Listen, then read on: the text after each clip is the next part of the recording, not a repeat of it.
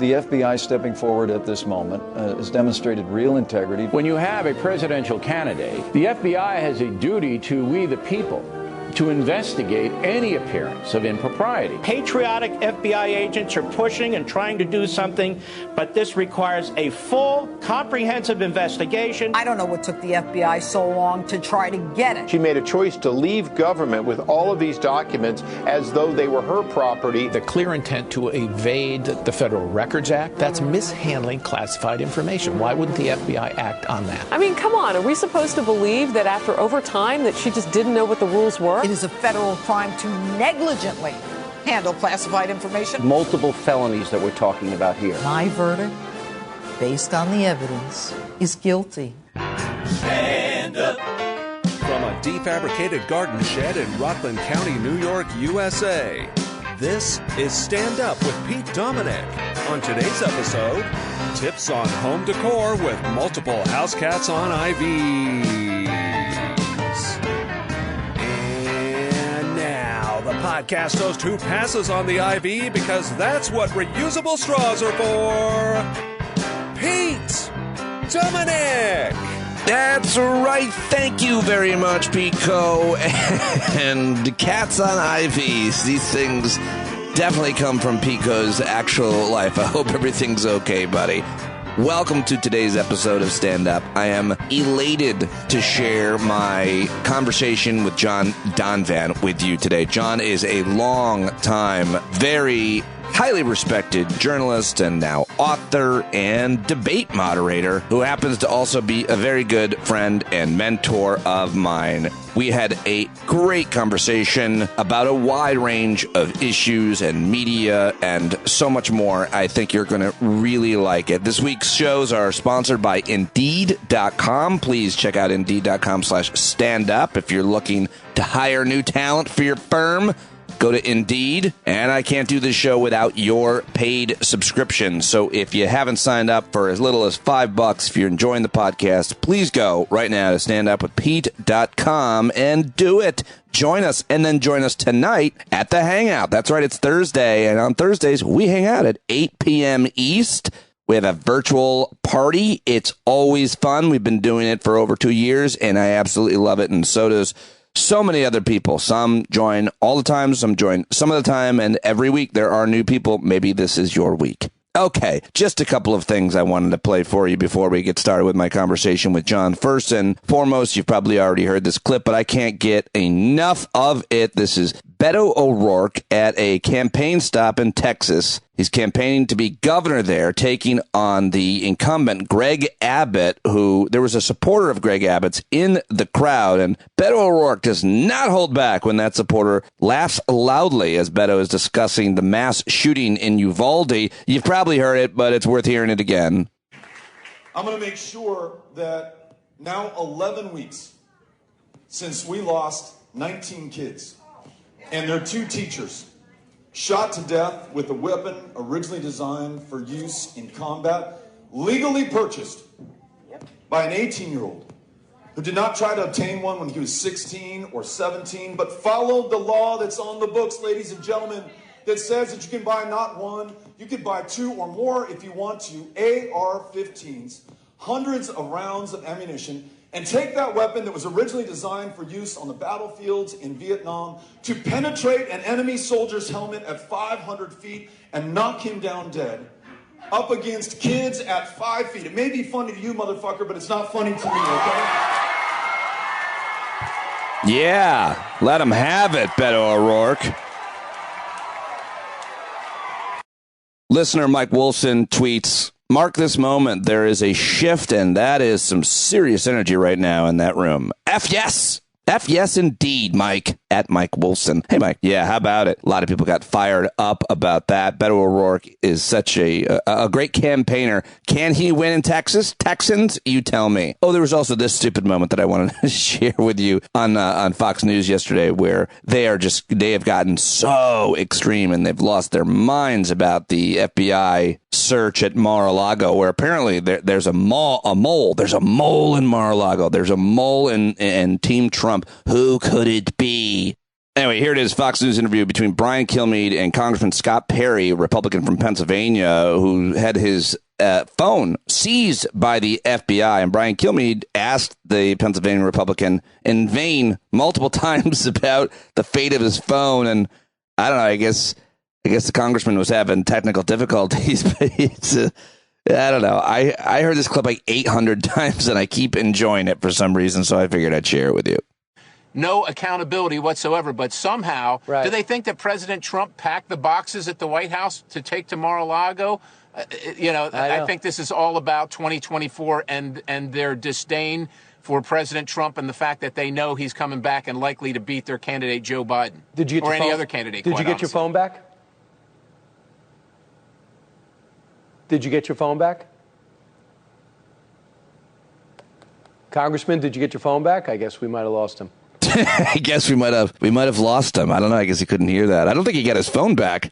I don't think he could hear anything, maybe. Anyway, yeah, by the way, I do think Trump packed those boxes. Everybody's speculating on why the FBI needed those documents, and it could be anything from he was selling state secrets to Saudi Arabia, China, Russia, to he just wanted to keep files on everybody so that he would have leverage on them because he's basically a mob boss. I don't know. I have no idea. But nobody does yet, but that's pretty good speculation that I've been hearing. All right, well, that's all the clips I've got for you. I hope you got as much of a kick out of them as I did, and I really think you're going to enjoy my conversation with John Donvan. He is my only guest today. I had a scheduling issue, so I didn't get two guests on, but this is a good, almost hour-long conversation with John, who is such a brilliant and experienced journalist and thoughtful man who has been a really important person in my life for a long time. He has been joining me here on the show for a long time, but not nearly as much as I would like him to, and I hope he will come on more. But he's a very, very busy guy. He's the host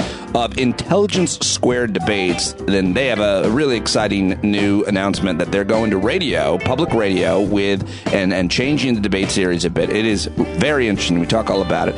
He's also the co-author of In a Different Key, the Story of Autism, which was a finalist for the Pulitzer Prize. And, of course, he's had over 3 decades as an ABC News correspondent. Very smart guy. I love talking to John Donvan. He's also a longtime listener and subscriber to this podcast, where he is an ombudsman of sorts, a critic in my head at all times. I love hearing from him about the podcast, and I think you're going to love hearing from him on the podcast. I give you the great John Donvan, one of my all-time favorites right now. Follow him on Twitter if you aren't already. Let him know you heard him here. And here we go, John. Let's do it. Okay, I see him. John Donvan.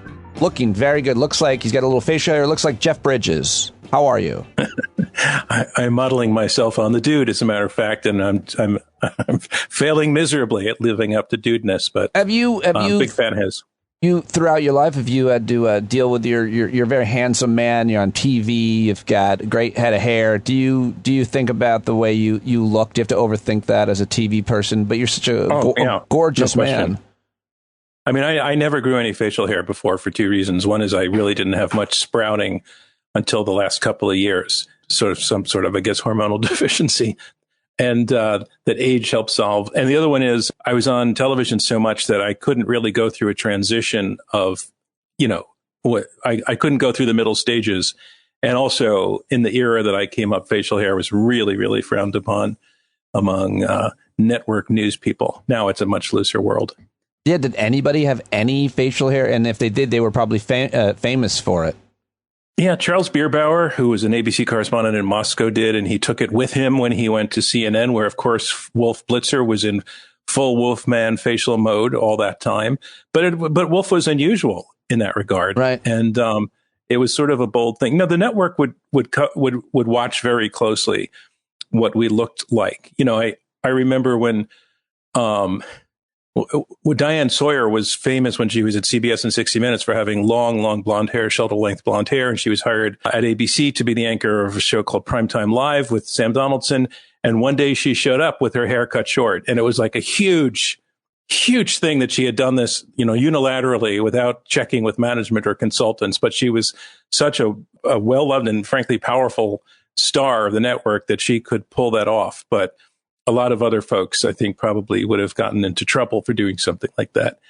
And because that's how it was, and the facial stuff, how you look is like, really, it's very, very important, because that's the way in which the viewer is connecting with you, is those seconds that your face is on camera. And, I could do like the best piece of journalism, best writing, the best narration, the best interviews. And if at the end of the piece, I'm standing there and there's like a nose hair coming out that, I don't know it. And so at the end, there would be a long silence, and somebody in my ear would say, you had a nose hair. That would be the whole comment on my work. So I always encouraged people, and I do to this day in my present life, if I have a booger, please tell me. Don't be afraid.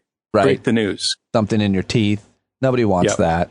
Not the viewer, not you. It's interesting when you talk about it from the TV standpoint, because I've tasted a little bit of that, but from the stand-up comedian standpoint, which you've tasted being on stage many times, you walk on stage and they don't know who you are. They immediately decide who you are based on what you look like. And you have to recognize that. That they're scanning you. I guess in your situation, your reputation probably precedes itself, whether it be on ABC or even Intelligence Squared. So it's less so. Now you're a statesman. You're an experienced journalist. I was thinking about your career before we got on here, and oh my gosh, John, I mean, you have had such a storied career telling stories. You've done all of it. You've been a journalist and reported from all over the world on everything. You've written a book, made it into a documentary, which we've got news about that we might talk about.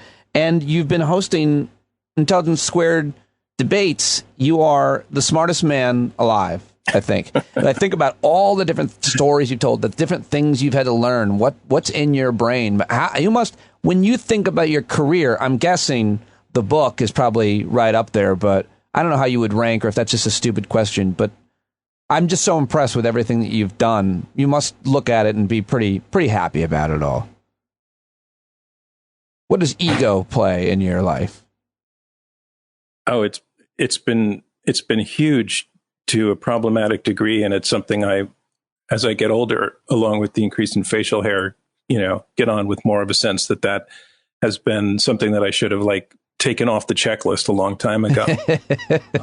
And it's interesting. I was just talking to a friend yesterday who I said, so my career didn't really work out. And she said, are you crazy? Because she just cited the things that you cited. But I've had a sense that I was closer to a brass ring that I got close to, but never got. And I'm not sure exactly what that is, but I feel like I've come in second for a lot of things throughout my career and throughout my life. But that's not true also, because I've come in first for things. I just don't focus on that.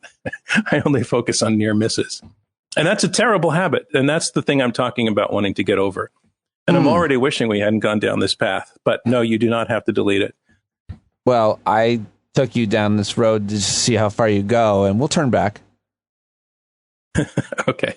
Because I don't know. I just was looking. I was preparing to talk to you, and I was thinking of the things that we can talk about. And I was like, and as we started talking, I realized I could listen to you talk forever, which is why I think I've befriended you over the years and reached out to you, because I truly respect your knowledge and your wisdom and your advice on my career, on my personal life, everything. So it's just hard to know what to talk about. That's really what I was more than anything getting at. But let's talk about Intelligence Squared, because there's some big news with this amazing organization and platform whose debates and shows you've been moderating for several years now.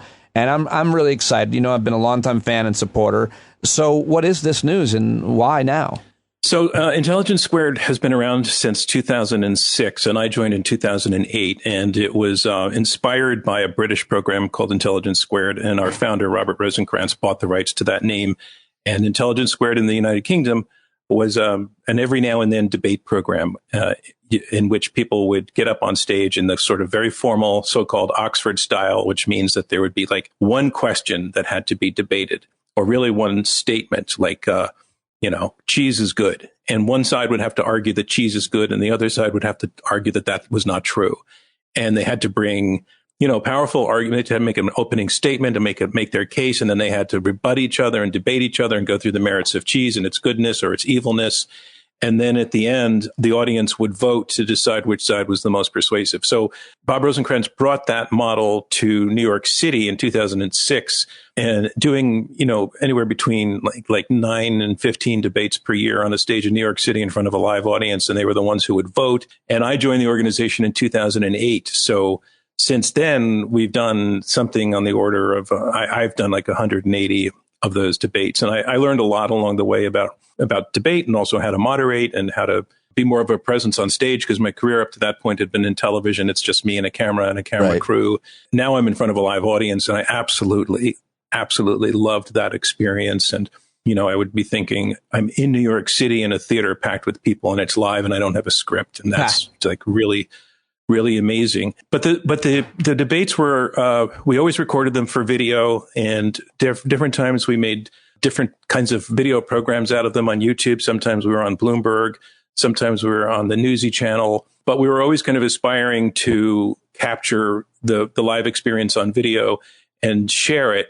But we were kind of here and there irregularly. We didn't have a regular schedule. We took the summers off.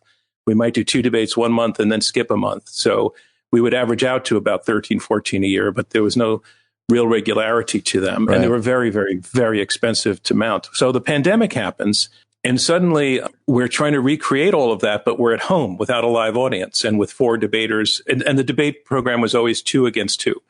So there were 4 debaters on the stage and me. And the pandemic happens, and we started to adapt to doing it, basically debate from my basement, and everybody else is at home on cameras. And we tried all kinds of different technology of shipping cameras to them and different kinds of file upload systems. But gradually through the pandemic, we started to look at the possibility of dropping away with the cameras and just using sound. And then we started to develop a format that didn't require 2 against 2, but was 1 against 1. And we began to look at, rather than having people have to debate a resolution, prove a motion, have them debate the answer to a question, which is a very, very different thing. It's a little bit more open-ended if people need to answer a question. And we settled into such a different format. We called it Agree to Disagree. And that was different from our regular debates. So we got a lot of experience doing this audio only, 1 against 1, just a conversation, no audience, no live vote. Let's see where it goes. And what we discovered was that, first of all, it was a lot less expensive, a lot easier to book. And the fact that we didn't have an audience voting really kind of changed the dynamic, so that it wasn't, hey, one side's going to win and one side's going to lose. Right. Because we never really believed that the side that lost really lost. Right. That wasn't. It was more of an add-on to like put some tension into the program and have a resolution to it, in a sense of an ending. But the side that lost would always feel bad about it, even though they probably argued, in most cases, as well as the other side, but it depended on who the audience was that night. And I think we felt that sometimes it kept people from taking part because they didn't want to risk losing. And now here we were kind of developing this other approach to it. 1 against 1, audio only, no voting, a question, not a statement, more of a conversation between people who disagree about something than a verbal jousting match. And we just recently pivoted to, let's make that what we do. And let's do it weekly. And so we just launched as a weekly radio program that we're offering to public radio broadcasts. And that's the big news, is that we're now a weekly radio program. And we're already in a lot of major markets, including New York City, which is the major of majors, but several others. And we're hoping to spread that. The program is still available for anybody who wants to listen on a podcast platform as well. But we like the idea of reaching public radio audiences because they're smart audiences and because there's a prestige to that and there's meaning to the platform that you're on a public radio station. So we're now going weekly, and we have a kind of different cultural approach to what our goal is. And the goal is less. We always wanted to enlighten and to inform, with the idea that debate is really a way to test competing ideas, and it is. But the kind of arena approach that we took to it did kind of encourage, one side's going to win this and the other side's going to lose, and the debaters would really be. We wouldn't allow put downs. That was one of our hallmarks, is that we needed to be civil. We needed to be respectful, but nevertheless, they they weren't there to listen to the other side and engage their arguments. They were there to defeat the other side's arguments. And that's okay. But what we found when we were doing the agree to disagree format is there was more of a tendency, and a lot of it depends on how I moderated, to get them to listen to each other and to hear each other's critique and respond to the critique and maybe learn something. So our goal is not to get everybody to like agree and have a kumbaya moment. We still think that there's a real reasons to disagree over important issues. But our goal is for the listener to have a different kind of experience of hearing, when somebody says, I really don't agree with what you're saying, I think you're totally wrong, for me to stop them and say, okay, take apart what your opponent's saying and what's wrong about that, and what's wrong about that. And maybe they have good reasons, but we want to hear them. And then we want to hear the response from the other side. If they've something that they've a point that they've made has been strongly critiqued, to see, you take that. How do you take that on board? Do you see what your opponent is saying about that? So that I think we are more likely to kind of get to core reasons that people hold the positions they do in good faith, and to learn from those reasons. And it gives people more to think about and a better shot at making up their own mind about what they think about things. Although I always find the experience of listening to these debates, it makes it harder for me to choose sides in the end, because I've had that as all my life as a journalist. I'm always hearing both sides, and as long as I believe in the good faith of each side, I can be persuaded that each side has some truth to it. And what I would love to find is the middle ground. And what I think all of this is a little bit of a remedy for what we're going through as a culture.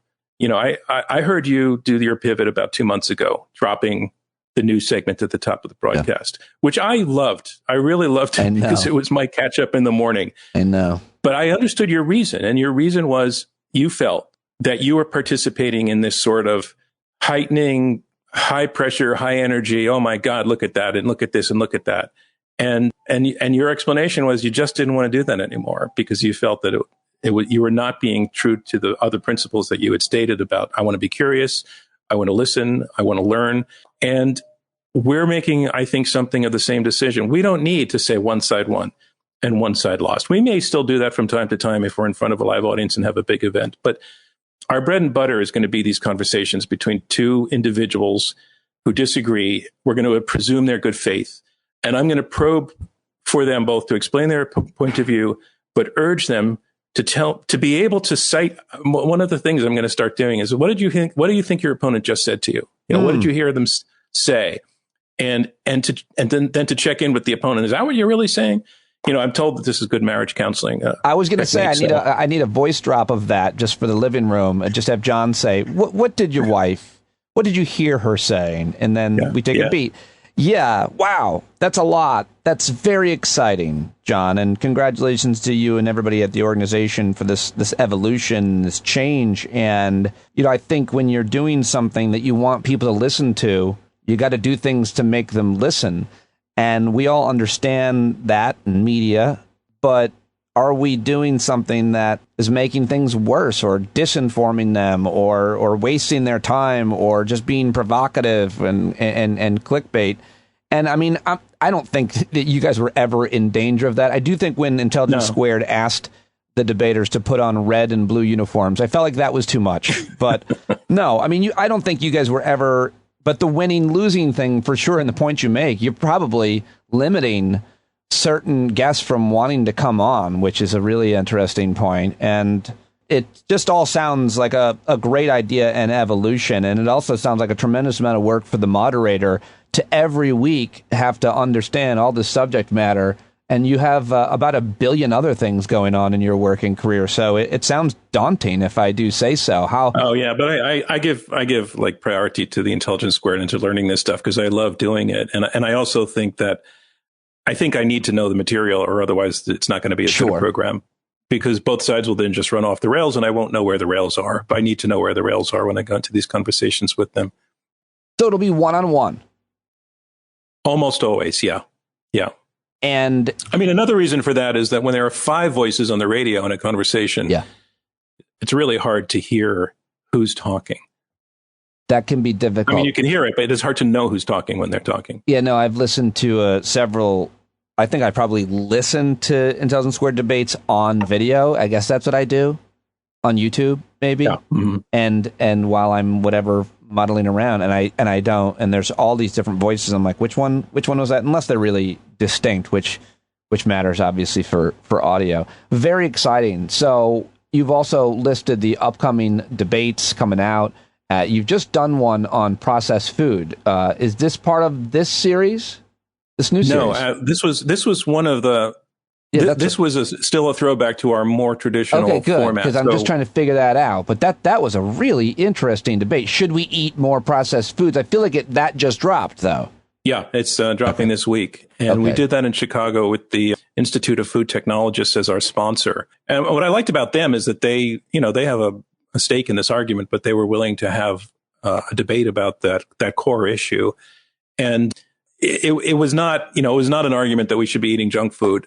Right. It was an argument. The argument was more that technology has moved to a point where it can now really very, very economically create food through processing that's somewhat nutritious, sometimes very nutritious, and tastes good and is inexpensive and keeps a long time. And you can ship it to, it's feeding people who can't afford more expensive food. It is reaching places where there might be less food to go around. Is that a good thing? And the other side of the argument was not when it's loaded with sugar and not when it's causing obesity and, when it's loaded with salt, all of the things that are there to make the food taste good. But then there were other arguments, whether plant-based processed food, a thing like Beyond Meat is like highly, highly processed food. Right. But it's plant-based. So there are fewer cows being lined up for hamburgers if there are more people eating that kind of food. So it was a good faith argument. There were scientists on the panel, and they respected each other's research. We've had debates in the past where, that's grossly flawed study. They're never flawed studies. They're always grossly flawed. I don't know how that word got attached to the flawness of studies. But these guys respected each other's work. They just disagreed on where things were going and what the conclusions were about where we were so far. Some of the most interesting debates I've heard are when two people are on two sides of the same study. And it's the thing I worry most about having someone on this show when someone mentions a study and I have no idea what they're talking about, much less any study that I can't push back and say, well, that's flawed or grossly flawed because you've got a study. But always fascinating. So that's the last one in the series. And now you're pivoting to the new framing version evolution. Yeah. Some of them are, let me just pull up the list. Some of them are revisiting debates that we've recorded and we're freshening them up. But we just recorded Should We Indict Trump? I recorded that last week. That's audio only. And that's with Tom Ginsburg of the University of Chicago. He's a law professor there and a professor of political scientists. I won't give away too much, but the short answer is he was saying it would be very, very risky to indict Trump. And he doesn't feel it's necessary as a way to keep him out of politics, which is his goal. I mean, Ginsburg is no Trump fan at all, but he's saying there are other ways to deal with what he would call the threat of Trump or Trumpism, and more ways to kind of encourage the Republican Party to move on from him, which he feels is potentially already happening. But has come to take him away, and he calls on his followers to show up with weapons. No way. And he was kind of talking about the risk of unsettling behavior that could come if Trump is indicted, and the further rending of the fabric of the American body politic. Sorry, I'm mixing metaphors there. But interestingly, on the other side of the debate, definitely arguing that we should indict Trump is Barbara Comstock, and Barbara Comstock is a Republican, and she served in Congress. She's not in Congress now, but she served in Congress for at least 2 terms. And she is still a Republican and identifies as a Republican. But she said, you can't send the message that anybody is above the law. And she also said she doesn't think that Trump would be able to muster that kind of pushback from his followers. She feels that he's already becoming less powerful, less irrelevant. So she didn't feel that that's a true risk. And that the real risk would be, as she would put it, letting him get away with the things that she feels he got away with. It's a good conversation. Yeah, I can't wait. And it was very respectful again, and essentially Tom and Barbara agreed on so much. I hear so many legal experts saying, it could do tremendous damage to arrest a former sitting president, and then they say, but What would be more damage is not doing it. And I don't know. Who knows what the answer to that question is? But I hear a lot of serious, moderate, even conservative Republicans saying that kind of a thing. So who knows? What do you make of, real quick, what do you make of the fact that his home was, was searched by, people are saying raided, but it was searched. They served a warrant. This is how it works, apparently. It wasn't I wouldn't call that a raid. Right. And he wasn't there either, was he? No, I think he was in New York, but this is quite it suggests to me that the Department of Justice is looking at stuff and taking it seriously. And, Merrick Garland we talked a lot about his position in this debate. Merrick Garland, the Attorney General, getting a lot of heat, particularly from the left, for being seen as not being aggressive enough on pursuing Trump. And he keeps saying, I am. He's not saying I am pursuing Trump. He is saying we are on this. We are looking on it. Right. We will do it. And interestingly, I asked Barbara Comstock in the debate. Again, she's the one the Republican who thinks Trump should be indicted. And she used to be a Justice Department lawyer. And I said to her, so do you think Merrick Garland is dragging his feet? And she said, absolutely not. He's doing exactly what he should be doing, which is taking this very carefully and very, very slowly and making sure if there's going to be any kind of prosecutorial action, that it will stick. So she has somebody who's impatient for Trump to be indicted. I'm sorry. Yeah, actually she was. She's impatient for him to be indicted, is not impatient with Merrick Garland's pace at going about this.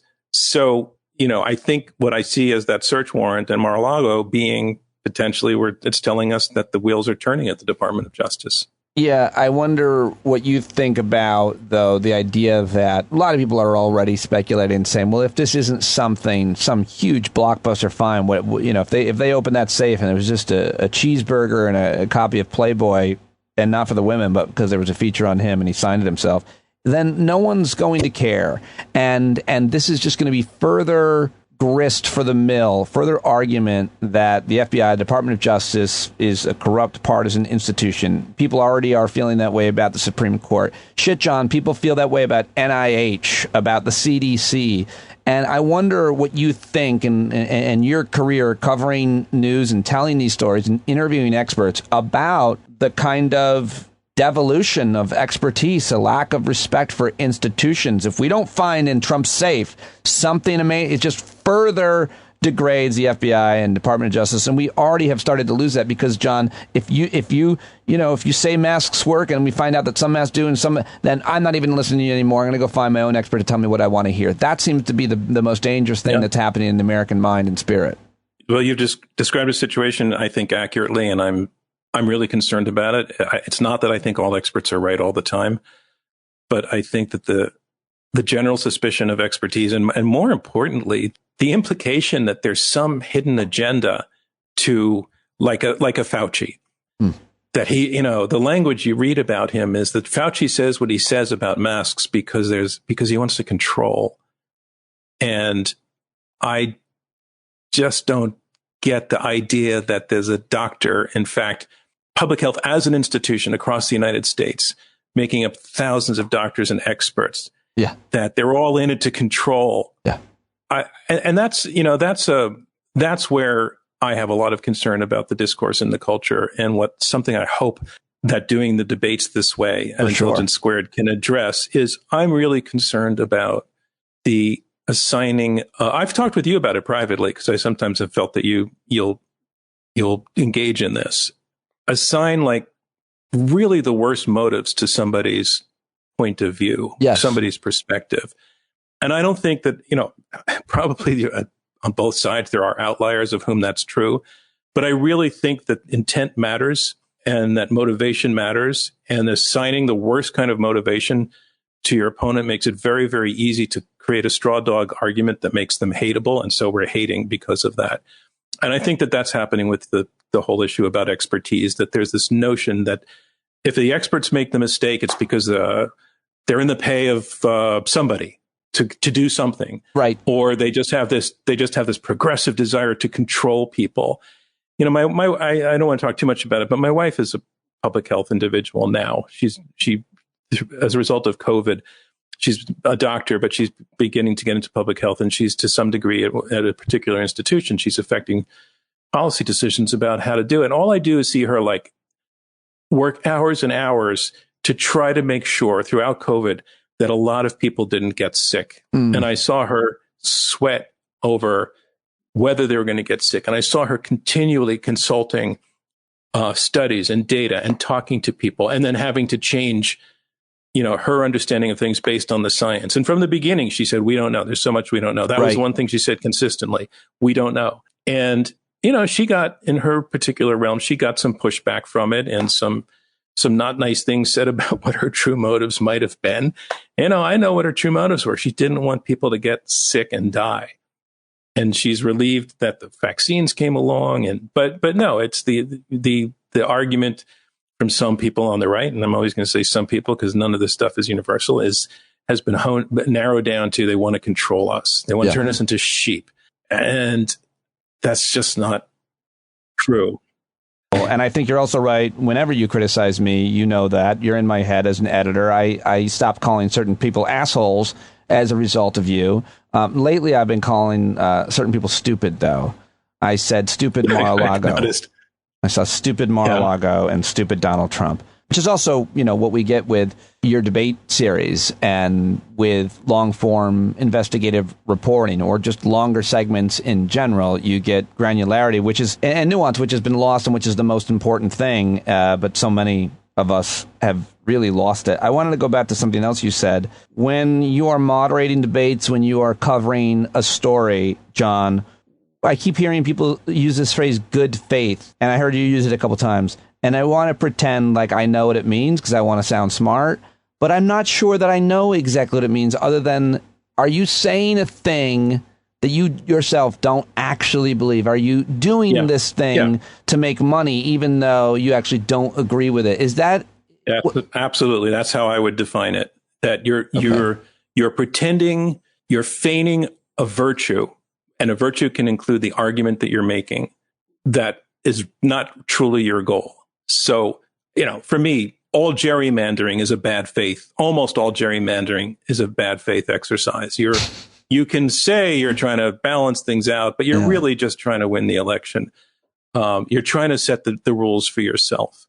In a debate, a classic bad faith move, and we've had it happen, is for a debater to make up a statistic in the middle of the argument that just nails their case. And then the audience goes, whoa, and nobody knows any better that it's bullshit. That's a really, really bad faith move. Good faith is, I'm going to say what I truly believe, and I've checked what I truly believe, and I'm going to listen to you. And if you better me in the argument, I'm going to have to listen to your argument and be willing to change my mind. And I think that a lot of that is gone now. I ask myself the question again and again, when you hear Trump saying, on the one hand, he's, coming out during the January 6 hearings, these messages where he's just like, seems at one level, it seems he like really truly believes that the election was stolen. Like he appears to be a guy who feels genuinely aggrieved that the election is stolen. And I go back and forth. Is he aggrieved in good faith? Does he really, really think it was stolen? Or is he just totally bullshitting everybody and he's just not going to let the story go because he never knows when there's a camera around or something like that? I think that's hard to know. Go ahead. I just think that's hard to know. I agree with you. I think it's hard to know. I think when I hear him say, find me 11,000 votes, that's not too good faith sounding to me. But the people who stormed most of the people who were involved in the storming of the Capitol, totally not on their side. But I think they went there out of a belief. Fully agree. That they were doing a good thing. Fully agree. That's what's so tragic about it, that story got out and got into their veins and was believed. Yep. Because it is. Yeah, and if you want to know whether or not that's true, you watch some of the interviews, read some of the interviews with the family members whose lives have been destroyed as a result of their father, husband, friend, whatever, going to Washington and getting caught. Yeah. So what I would love to do is to be able to sit down with one of those people and say at the beginning of a conversation, Bob, I want to hear why you thought the election was stolen, but I want to know, would you commit to hearing evidence to the contrary. Right. And would you commit to like taking it seriously and changing your mind and not necessarily immediately trying to parry every single one, but to just listen? And I'll do the same thing, Bob. You bring it to me. You bring me all of your reasons. Could we have a conversation in which we really talk through why you think this happened and why I don't think it happened? And I'll look at your cases. So, the suitcase enjoy watching that Dinesh D'Souza documentary, John. Yeah. That's what they, but I wonder how far you'd get with many of them that would even say, yeah, I'll do that with you, sure, because a lot of people just are so sure of whatever they believe. And by the way, I think if you really want to convince somebody, have them watch the entirety, as I have, of the January 6th committee hearings, where they've gone deep into some of the fraudulent claims and debunked them, including, anyway, go ahead. You weren't finished about that exercise. Well, I wouldn't have them on the show if they don't want to be on the show, but right. I would love to have that conversation and see where it goes. And I kind of believe the understanding could potentially go in two directions, that I could learn more about, why they're thinking the way that they're thinking. Again, not to validate it in any way, because I think I'm unlikely to find it validating, but to be open to the possibility. I would be so interested. I should save this for off the air, but if one of the outlets that pays you that you're contracted to wouldn't let you do that, come over here and do it, and I'll set it up. I'll do everything. I'll just sit back and watch you. Maybe I'll mention one or two things. I wouldn't be nearly as good at that kind of a conversation. I would love to hear this conversation, this hypothetical conversation, but with you. I want to hear that, so I'll find the person. It would be very inconclusive. I don't think very often we're going to get somebody to go, "Oh, yeah, I was totally wrong." That's a hard thing for people to do. Yeah, but if anybody could, it'd be someone like you. So. Or Jordan Kepler. I don't know that he's ever convinced people that he's talking to, but boy, is he good at that gig. Yeah. He really, you could tell it's not that scripted, because the person says something and he just takes their own words that they just mentioned. Like, wait, so you think it's wrong to do this, but then you just said, and that's very hard to do. Before I let you go, I know you got to go, and I love talking to you, and I could talk to you for 100 hours a day. In a Different Key is a book that you co-wrote with your friend and longtime colleague, Karen Zucker. It was up for the biggest awards, won big awards. It's now a documentary that will soon be released, and I'm not sure what you can say about that publicly. But how important has that book, has that work, and your work with the autism community been to you in your career? It's been a huge deal. It was an enormous amount of work. It involved muscles I didn't know that I had, because I didn't have them in the beginning to write a book, to do that kind of research. The book took 7 years, and then the movie took another 4.5 years. It had a very, very big impact on me, both, professionally, just learning how to do that and learning how to tell stories in another way, and then having the amazing experience of having met people who read my book and telling me what it meant to them is just gigantic. But the study of going into the reporting on autism, Karen has a son with autism. And I report on people who are on the spectrum, and I report on their families, and I report on the people who are helping them and supporting them. But I didn't have that in my life growing up. I didn't have disability in the household, at least not at a level that, or in a category that would obviously be called disability. We're all Irish, so we're all depressed all the time. That's just built in. But I didn't. My wife's brother is autistic, and it's through him that I was first introduced to a person on the spectrum, and he's very, very challenged. He has almost no language, and he can't. He requires somebody to be with him 24 hours a day so that he'll do things like go to the bathroom properly and eat and things like that. And she and her cousins were all, big group of cousins. Her mother's and father's siblings' children. There were like a big bunch of them. They all lived in Israel together. And they all grew up with her brother, whose name is Dror, D-R-O-R. And the very first time I met Dror, I was at a dinner at their house, and all the cousins were there. And the truth is that not having exposure to disability, I had a long, long, long way to go to get sophisticated about that. Fully human, my full humanity about it, to completely recognize his humanity. Because I think at that point, I I just had no contact with people who would have that level of disability.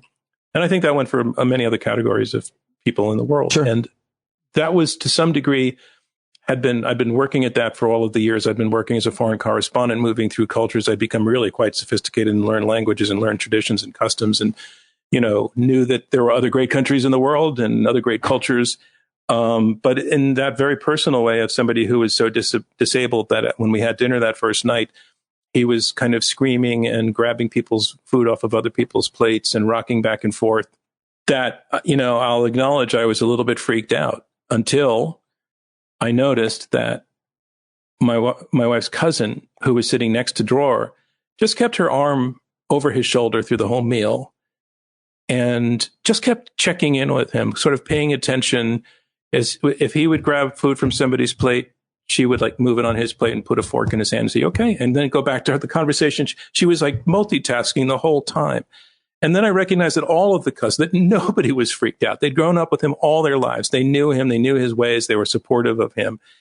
And though I had a long, long, long, long way to go, I went almost all of it that night. That experience of just seeing that disability it's a cliche, but it's totally true. It's another way that we're human.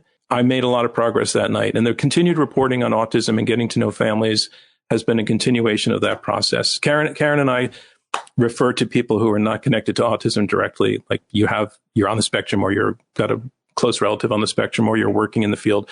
We call everybody else the civilians in the story. Wow. And we made our movie to reach the civilians. Yeah. And I'm almost not a full civilian anymore. I'm almost there. That's how it's really impacted me. And that's what we want the book and the movie, especially the movie when it comes out now, to do for people who are civilians, who might be uncomfortable, who might not get it, who really importantly don't realize that they themselves have a very, very big role in the lives of people on the spectrum and their ability to belong in society. So that, if you're in a restaurant, there's a kid at the next table acting up, you don't get mad at the parents and think those are bad parents. Get that it's about autism, and then get, so what's the big deal? The kid's making a little noise. So what?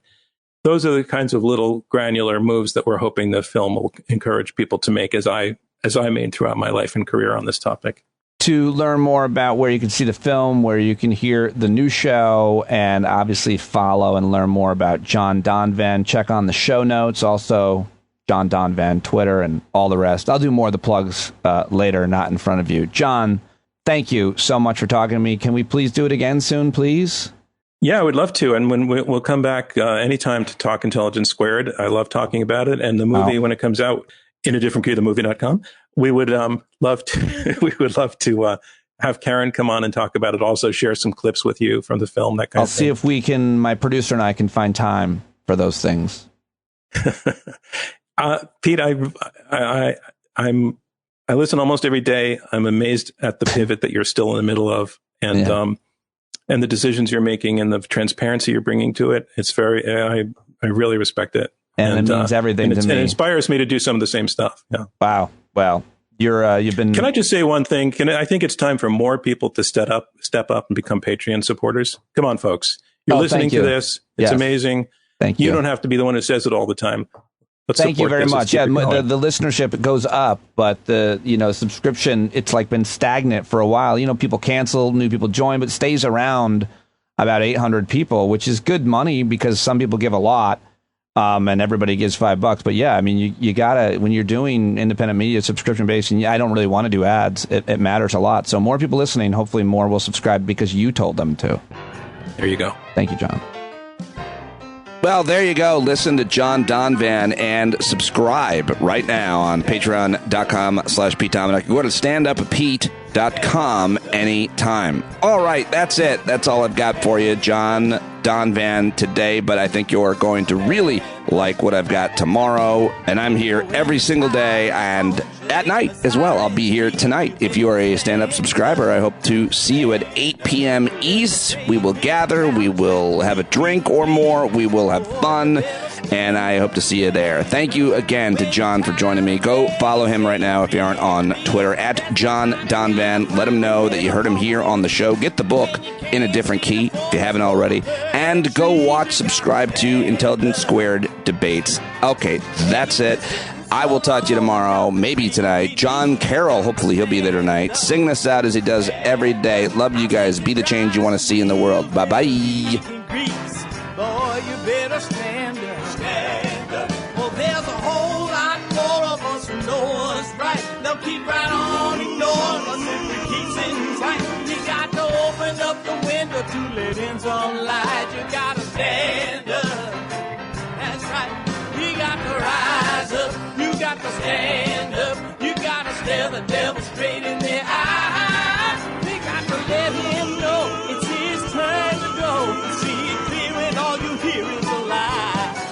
Don't get up off of your butt, get down off of your fence. Even if it ain't a very friendly audience, well, they'll begin to listen when you start making sense. And you stand up, stand up. No need to point your rifle to defend your town. Just stand up, stand up. You know they can't deny you what you're laying down. Boy, you better stand up, stand up.